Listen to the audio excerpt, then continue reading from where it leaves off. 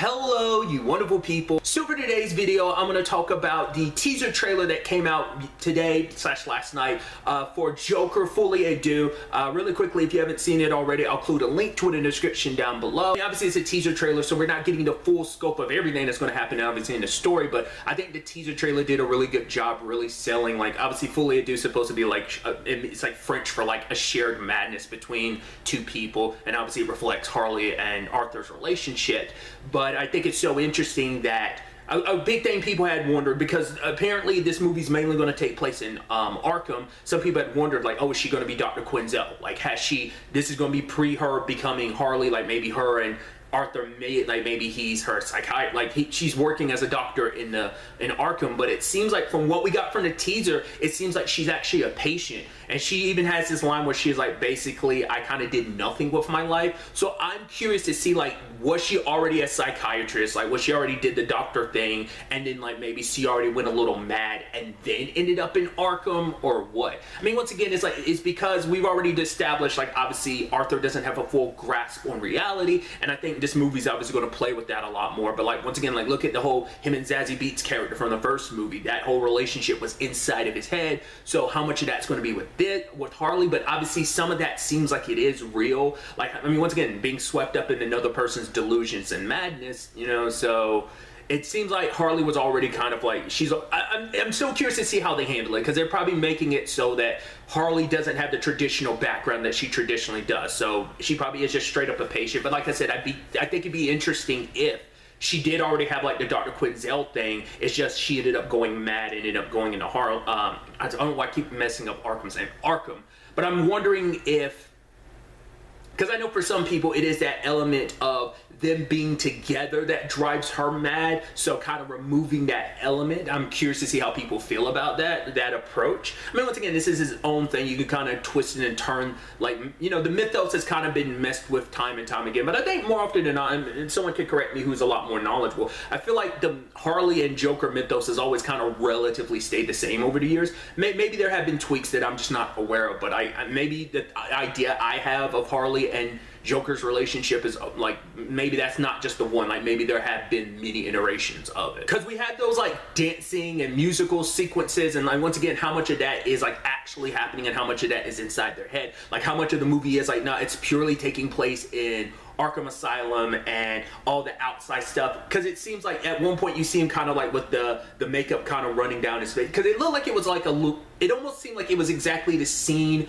from the first movie when he was running from those guys that were trying to beat him up or rob him. But he was wearing, I don't remember if he was wearing clown makeup during that scene, and one of the people running after him was already in the full Joker, like he like the red suit and everything for the first movie. So I'm like, I don't know if that's him kind of running away from himself, or whether it's just supposed to be like it's like, once again, like, how much of his world is bleeding together. Like, is that him in a dream sequence, and is that him in like this manic, like psychotic state of like not being able to distinguish reality, where like events from the first movie bleed over and he's like reimagining them a certain, because he was kind of like a celebrity at the end of the first movie. But then once again, it's like, well, how much was real, how much wasn't? But he kind of was kind of like, oh my god, like a lot of people like got sucked up into his madness. And so it seems like, you know, him and Harley, at least from the outs, like, you know, we see like her walking up what seemed like might have been courtroom steps, like kind of surrounded, and she's in like the Harley regalia. And it's like, once again, how much of that's real, and how, because at one point Harley does say like, oh, let's get out of here. So eventually they bust out,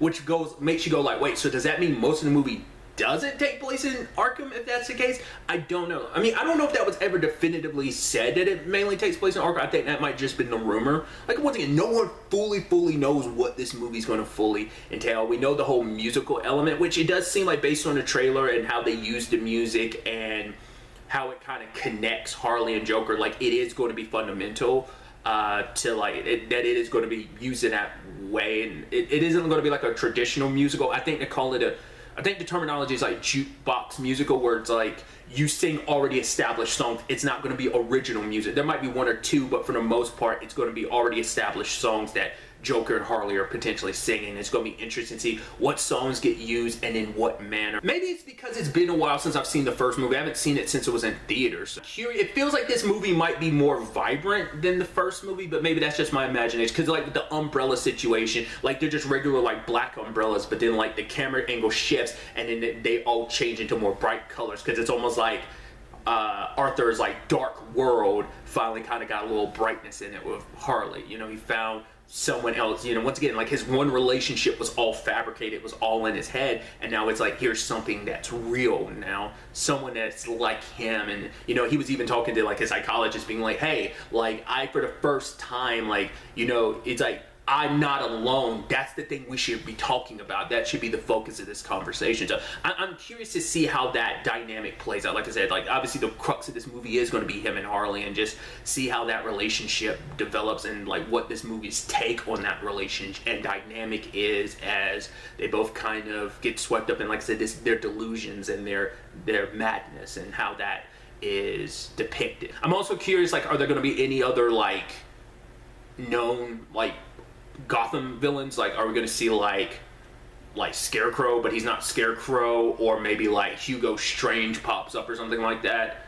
I'm curious. I mean, especially with the way things have kind of played out. I'm curious, like, how much of the outside world will we kind of get bled into, like, Arkham? Like, for example, like, you know, the Waynes died, like, got murdered at the end of the last movie, so like how much of that on the outside world is permeating, like how much Gotham's in an uproar about one of its most prominent families being killed. And obviously Arthur is potentially, it's kind of implied, but once again, how much is real, how much is fake, that him and Bruce are half brothers. So that dynamic is going to be interesting if they decide to continue down that route and kind of do anything with that. We'll have to wait and see. My question to you guys is, how did you feel about the teaser trailer? Or does it make you excited for the movie? Does it make you less excited? I'd love that, know that in conjunction with what were your feelings of the first movie. Did you like the first movie? Did you dislike it? And how has this teaser trailer potentially changed your feelings going into the second one? I'd love to know, you know, what do you expect from the movie? What do you want from the movie? But really, that's all I wanted to talk about. So the next time we meet, be happy, be safe, live life to the fullest, and